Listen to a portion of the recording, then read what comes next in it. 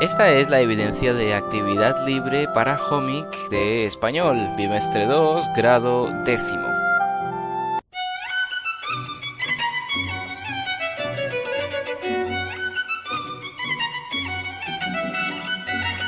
Empecemos por sus características. Primero tenemos que es un género literario en prosa. Para los que no sepan, la prosa es una forma de lengua escrita, definida por la oposición al verso con figuras que se agrupan en el llamado paralelismo. Tuvo su auge durante el siglo XVI, mayoritariamente en España, Portugal, Francia e Italia. Narra las distintas aventuras y hazañas de un caballero andante que se dedica a ayudar a los necesitados que encuentra en su camino. Y por último, el honor y el amor son las virtudes más alabadas en este tipo de novela.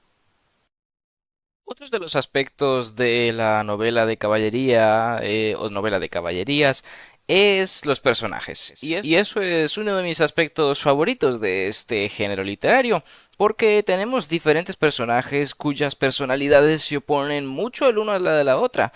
Y es muy importante tener estas personalidades en mente antes de, pues bueno, irte a leer, por ejemplo, Don Quijote o alguno de los otros libros de caballería. Primero de todo tenemos a el caballero, que es el principal de la historia. Realiza hazañas sobrehumanas, tiene un valor incomparable y su mayor virtud es su honor. Todos los duelos que realiza con otros caballeros es siguiendo el código de honor de aquella época y todas sus victorias y hazañas se las dedica a la dama.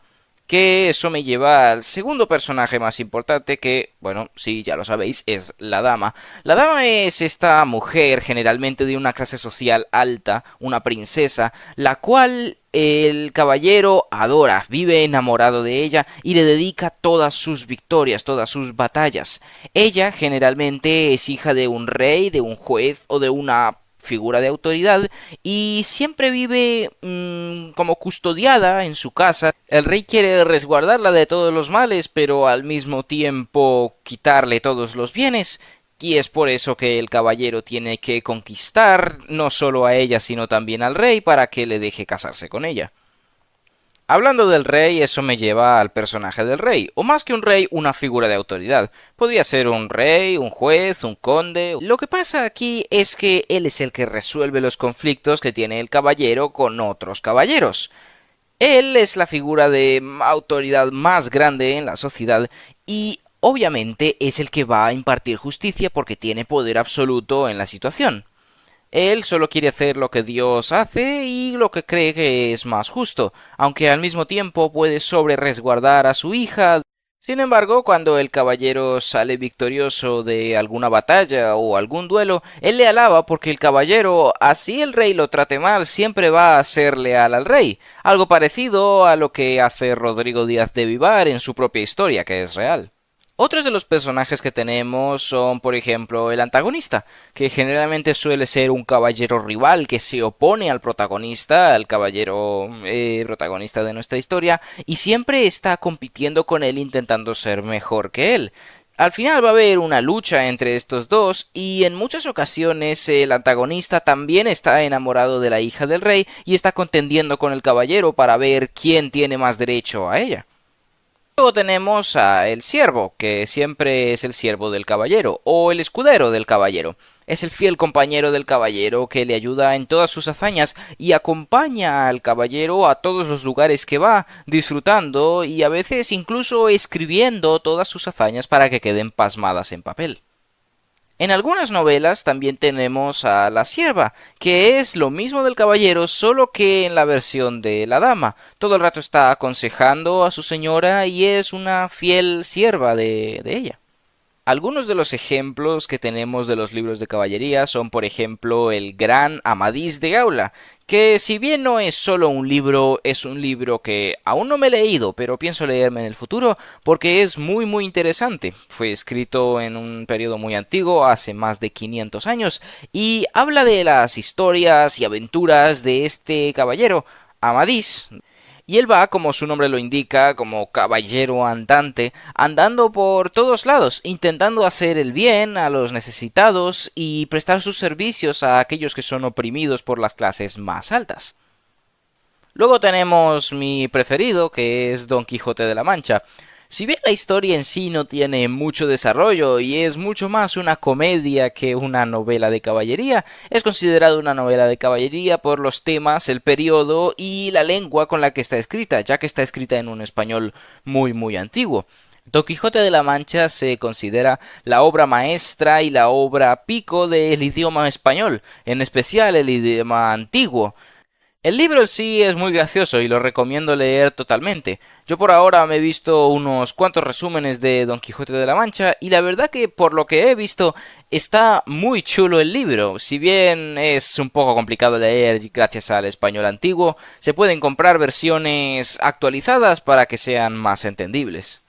El libro en sí está basado en una crítica a los propios libros de caballería. Cervantes aquí hizo algo muy impresionante. Él mismo hizo su propio libro de caballería para desmentir a algunos de los libros de caballería de esa época, que según él eran disparatados y historias totalmente fantásticas. Miguel de Cervantes se burla activamente de todas estas historias fantásticas de caballería con su personaje conocido mundialmente, Don Quijote de la Mancha, que es un viejo loco que ha leído demasiadas historias de estas y por lo tanto decidió convertirse en caballero andante, cometiendo un montón de estupideces y sacrilegios en su viaje. La verdad que el libro está muy chulo y totalmente recomendaría ir a leerlo. En el libro de Don Quijote, Cervantes incluso critica algunos libros y otros libros pues los deja pasar. Hay un momento donde Don Quijote, pues bueno, le van a quemar todos los libros de caballería para ver si así cesa su locura. Y sin embargo, hay algunos libros que deciden quemar y que cualquiera que leyera esos libros es un profano de la librería de Cervantes. Y hay otros libros que Cervantes decide no quemar en la historia porque le parecieron que no estaban tan mal. Es una crítica brillante a los libros que Cervantes cree que están mal y a los libros que creen que deberían salvarse del fuego consumidor de la hoguera. El contexto en el que se desarrollan estos libros de literatura de caballería es muy amplio y por toda Europa fueron un éxito, en especial en las partes de Francia, España, Portugal y la península itálica, donde fueron mucho más escritos que en el resto de Europa, como lo sería la Europa protestante del siglo XVII. Sin embargo, el siglo XVII también es el siglo de oro de escritura de España, de la literatura y del arte, donde nace el arte barroco y también la literatura barroca.